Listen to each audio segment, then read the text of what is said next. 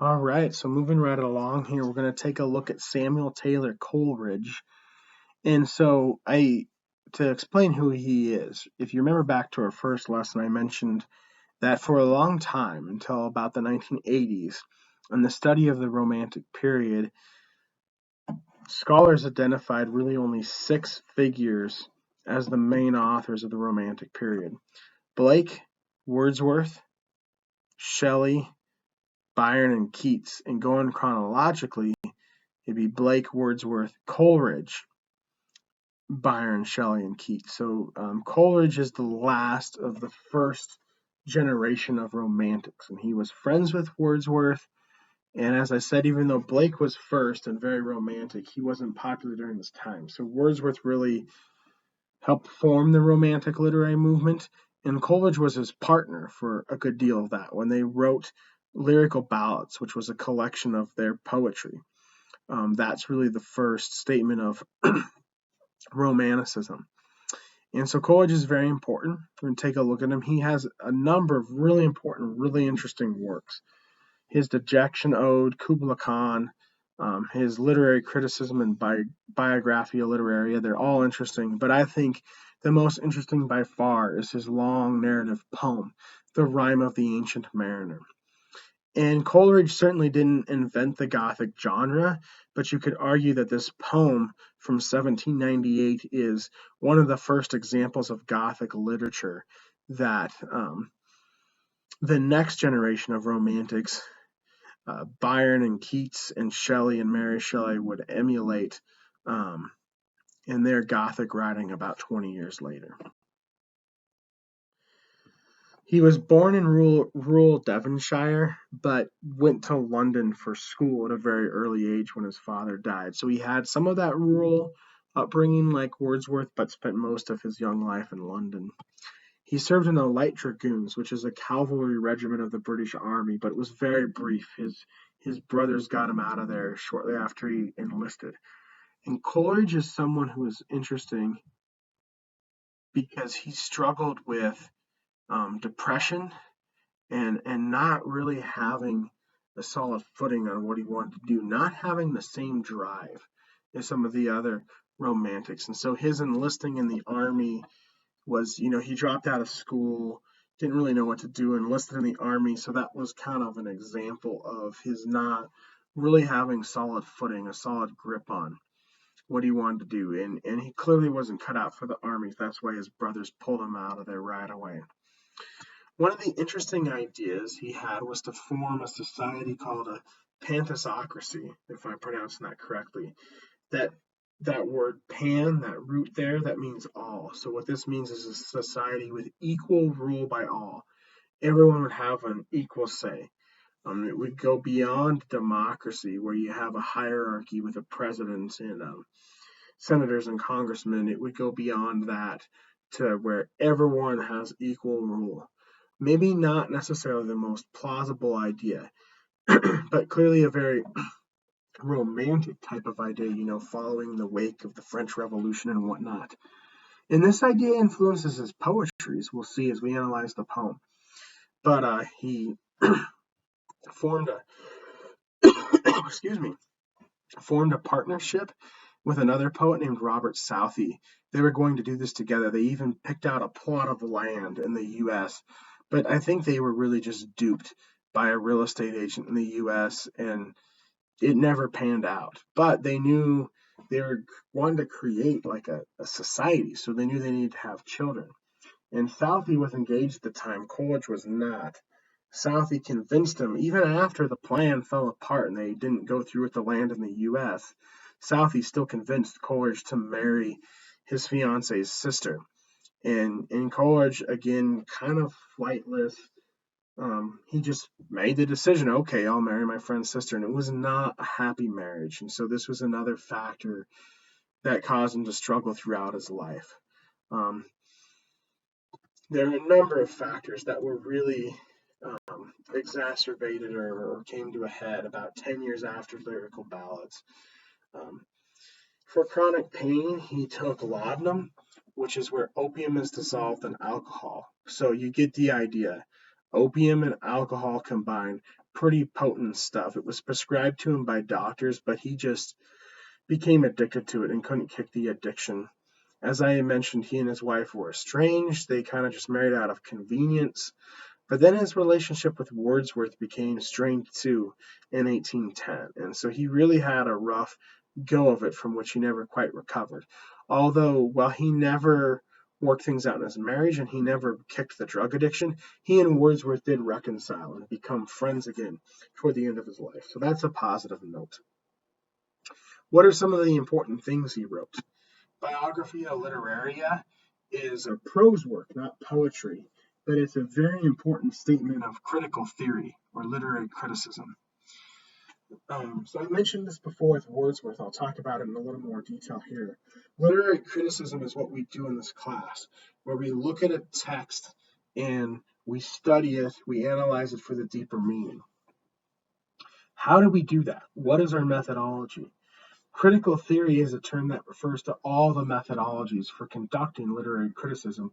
So literary criticism is the analysis of the literature. Critical theory are statements of how to analyze literature. Critical theory gives us a lens, a method, a way of looking at the literature. And the Romantics are very much known for their contributions to critical theory. We talked about that with Wordsworth and his preface to Lyrical Ballads. Coleridge's Biographia Literaria is on a similar level in terms of statements of critical theory. And if you take the critical methodologies class, you'll read and learn about Coleridge's Biographia Literaria, which I misspelled and I apologize for. What was his theory of literature? He believed that culture, which in his view is the nation's artistic and spiritual heritage, has power to combat the fragmentation of a modern, market-driven world and to restore a common collective life. What does that mean?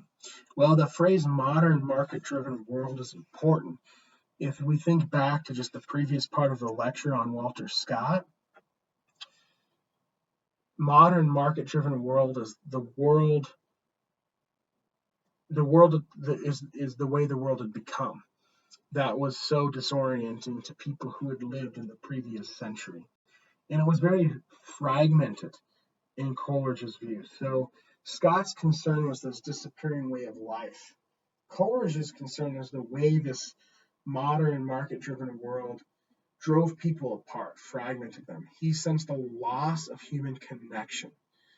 Going back to his idea of the panthizocracy, why I included that from his biography, why that's important is he believed, like Blake did when Blake talked about his version of the fall and his religion, Coleridge believed that all humans should share a common collective life, that we should all be united and peaceful with each other. And the modern market-driven world was changing that. It was fragmenting society. How do we combat that? Like many romantics, like Blake and Scott would argue, through art. But for Coleridge, there's this element of the nation. The nation should come together and produce the art. What else should we say about Coleridge before we look at the poem? He was known for being a great orator, reading out loud. Many people would come to hear him read, and Mary Shelley, Mary Wollstonecraft's daughter, who would go on to write Frankenstein, once heard him read The Rime of the Ancient Mariner, and it haunted her, was the phrase she used. It was so compelling, it haunted her, and was an influence on the Gothic literature that she would write. Finally, he had many accomplishments. Rime of the Ancient Mariner, Lyrical Ballads, Biographia Literaria, but he was never quite as accomplished as any of the other of those five most famous Romantic poets. And critics have acknowledged he just didn't have as many accomplishments. And most people see this as connected to his drug addiction. He just was always limited him. This brilliant mind, really brilliant mind, as you can see in some of his works, but never quite lived up to his full potential because it was always held back by this laudanum addiction. So again, kind of a tragic life, but produced some brilliant writing, and we're going to look at one example of that right now in the Rime of the Ancient Mariner, which is a really cool poem. We don't have time in here, but I would have loved to include a reading of it. You should go on YouTube and find someone reading it. It's kind of long. It's a narrative poem that tells a story, much like Scott's poem that we just read. But it's really great to hear it.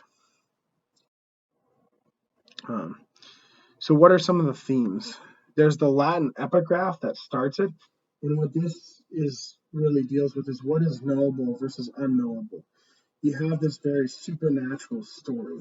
How much of it did really happen? Coleridge is dealing with this kind of sublime here. We talked about the sublime, before as a transcendent moment with nature. Coleridge is exploring the dark sublime, the darker side of nature and the supernatural here. So there's a sense of unreality, a sense of fantasy. But how much of it was really truly experienced by the mariner is an interesting question. This is the frame narrative here in the sense in that the story is told to a wedding guest. So we can kind of track the narrative arc of the story of the poem by tracking the wedding guest's reaction. First, he's just kind of amused. Then he gets kind of impatient. How long is this guy going to go on for? And then the Gothic elements come into play, and he actually starts to be afraid. And by the end of it, he's fascinated. By the end of it, he can't turn away. And this relates to the development. It helps track the development of the character in the narrative. Another theme here, building on this fascination, is mesmerism. Mesmerism was popular in the 19th century. It's very similar to hypnotism. It's where someone, through their charisma or whatever it may be, completely captivates another person. And so this is what happens by the end of the story to the wedding guest to whom the mariner is telling the story. There's a great deal of suspense. This is part of what hooks the wedding guest and makes the transition from fear to fascination. It's a creepy, eerie, Gothic poem. We're wanting to find out what happens next, but we're kind of scared at the same time. So there's a very spiritual element here, and along with that, a supernatural element, but how much of it is superstition? How much of it did the mariner really experience? This is where we explore the dark romanticism, and the Gothic really comes into play. Ultimately, though, this is a moral story. If you read all the way through to the end, you'll see that why the mariner is telling his story to the wedding guest has to do with a very specific moral Coleridge wants to tell his audience. Part of that comes to his storytelling as penance. The mariner has committed a crime, and to pay for his crime, he has to tell his story over and over again, so as many people hear it as possible, essentially to prevent them from committing the same crime. So he's being punished by telling a story over and over again for the crime he committed. And because he committed a crime, this is essentially a morality tale. But again, what is the crime? What is the moral lesson? Part of it's environmentalism. This poem, like all of romanticism, it may be on the darker side of romanticism, but like all of it is connected to nature. And the mariner is basically abusing nature and has to repent of that. But it goes deeper. It goes back to Coleridge's idea of the pantasocracy, the unity of all beings and creatures. There's a unity between the mariner and the sea creatures that he violates by killing the albatross and being repulsed by the sea creatures. And only when he acknowledges the beauty of the sea creatures is he free from at least part of the curse. But it goes beyond just a connection between the mariner and the sea creatures. It goes to a connection of all humans and all creatures, all living things, which is that idea of the pantasocracy. In Coleridge's idea of the way the world is supposed to be, what would be paradise, is all creatures, all beings connected. And we see that because the mariner is supposed to go around and tell his story to everyone. So let's look at how that comes through the language of the poem. First, though, I want to summarize the narrative arc, summarize the story, because this, like Scott's poem, this is a narrative poem. It tells a story. Blake and Wordsworth, when we looked at them, that was short narrative poetry, short lyric poetry. Now we're looking at longer narrative poetry that tells the story. So what is this story? Key events: the mariner shoots the albatross, and the albatross becomes consistently a sign of the ship's fortune. So the other sailors, how they react, has to do with how well the ship is doing, and it all connects back to the albatross. So first they're angry because the ship is in bad conditions right after he kills it. But then the ship gets to warmer, calmer waters. They say, okay, it wasn't that bad you killed this albatross.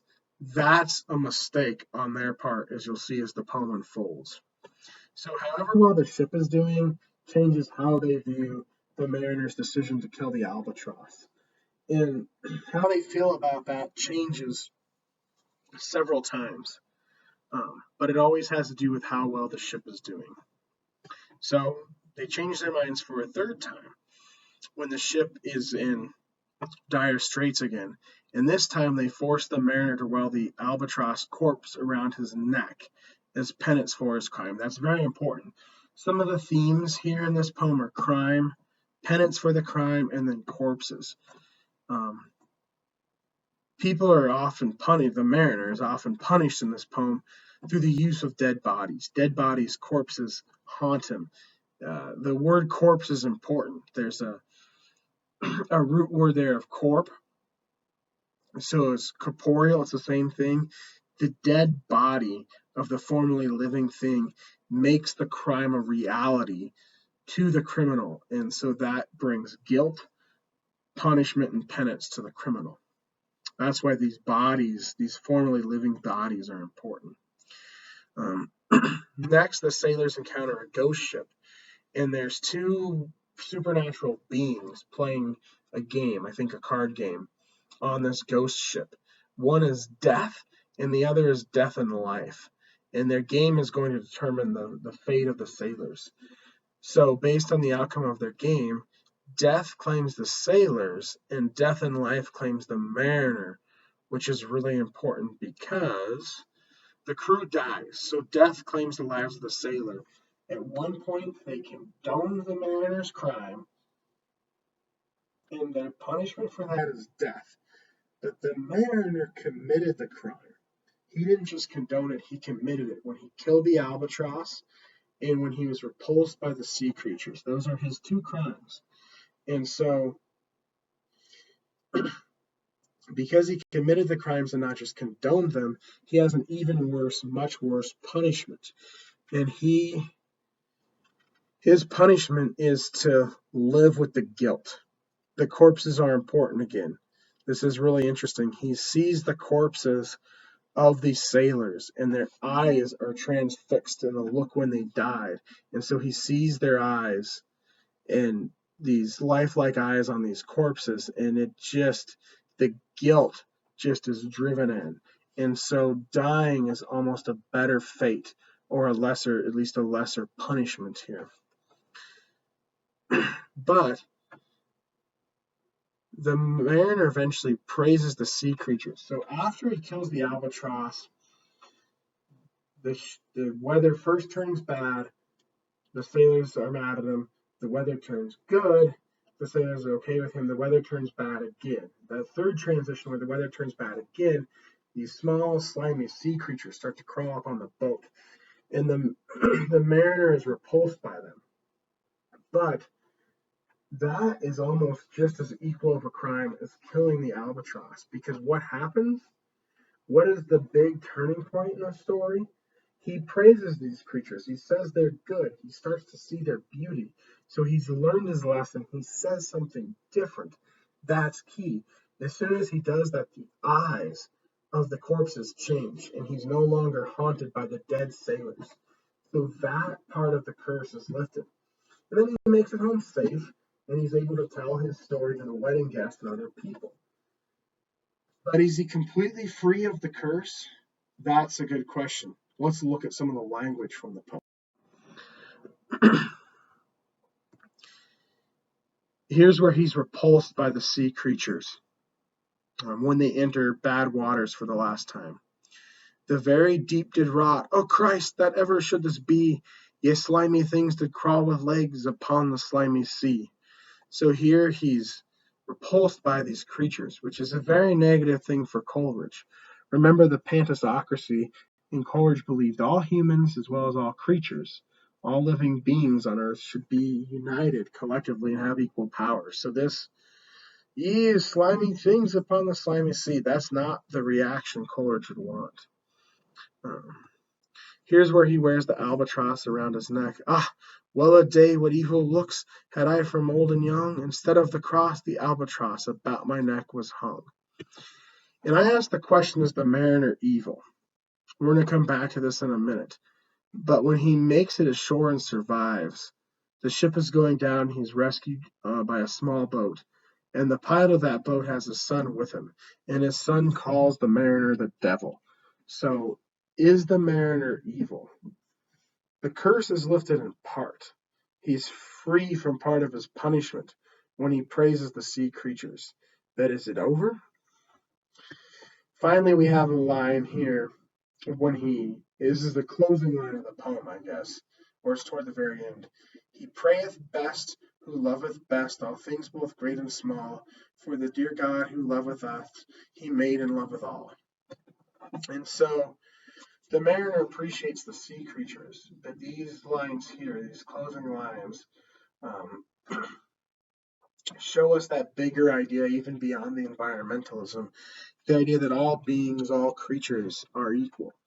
And he connects it back to Christianity here. Coleridge had a relationship with Christianity all his life.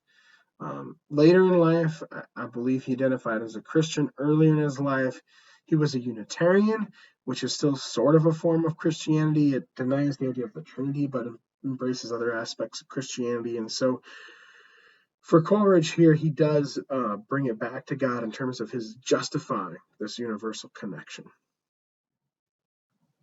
All right, I'm sorry I forgot to do the bullet points one at a time here. What did we learn? So on one level, it's an environmental message. He violates this code of nature by killing the albatross and being repulsed by the creatures. The curse is reversed, or at least part of it is when he learns to appreciate them. But on a deeper level, it's this connection of all beings, like we've already talked about that. But I do still have these lingering questions. Is the mariner evil? Does he receive redemption? I think that's a key question. He's free from the part of the curse where he can see the sailor's eyes locked in death. But he still wanders the earth telling every single person he sees this story. He's driven by guilt. How much of it is imposed by him? How much control does he have? Even if he's completely free of and this goes back to that unknowable, what's real, what's not real. When he's wandering the earth telling his story, is he doing that of his own volition, or is he still being controlled by the supernatural elements? If we say the supernatural part of it is over and it's a choice, is it really a choice? He's driven by guilt. Is he feeling so much guilt that he's really still not free? He's imprisoned by guilt. And this gets at the psychology of the mariner, which I think is really what's central to this story, this poem, and makes it so interesting is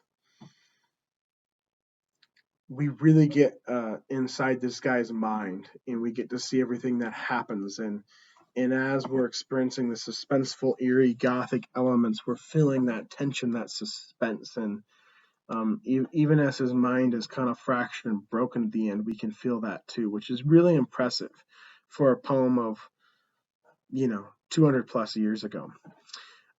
So like I said, Coleridge has a lot of interesting pieces. I think this is the most compelling, most interesting, and certainly his most famous one.